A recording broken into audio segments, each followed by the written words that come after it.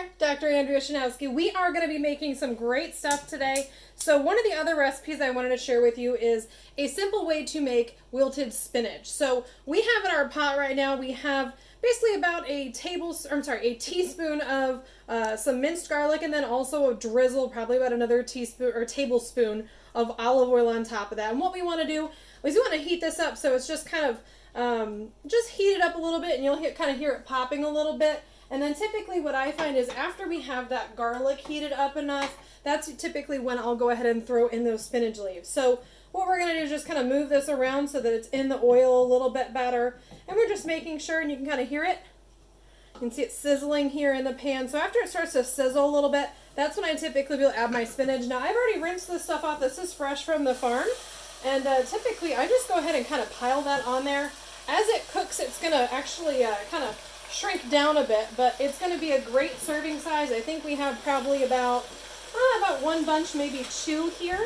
And basically I'm going to just fill up this saucepan here with that. And like I said, this has already been rinsed off. And then once I've got it in the pan, I will take some pepper and just kind of sprinkle that over top a little bit. Then I'm going to take about a teaspoon of some pink Himalayan salt and kind of sprinkle that on top there. And then what I do is I always like to add a little bit of liquid, so I use lemon juice, and you can use fresh, or you can just use it right from there.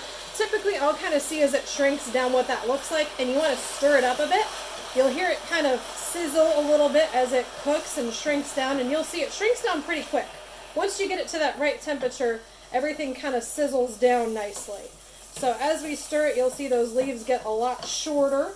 Typically once they're kind of a wilted texture, that's when you're about done. So this is usually just by the eye. As you see, spinach typically would get a little bit greener as it cooks. So when it gets that nice bright green like this right here, that means it's about done. So I usually just stir this up a little bit more. Once you add that lemon juice, it takes a little bit longer to cook.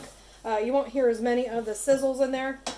But once we have this all in the pan here, and just kind of move it around a little bit more, you'll see it's kind of that wilted texture there, that brighter green. That means it's done. So you can go ahead and turn your burner off, or you can let it cook a little bit longer if you want those stems to be a little bit more wilted. Typically, when I'm done cooking it, I usually strain off the extra lemon juice. But you have some nice chunks of garlic in here. It's got some great flavor to it. And this is a great side dish to go with almost any meal. So thanks for tuning in.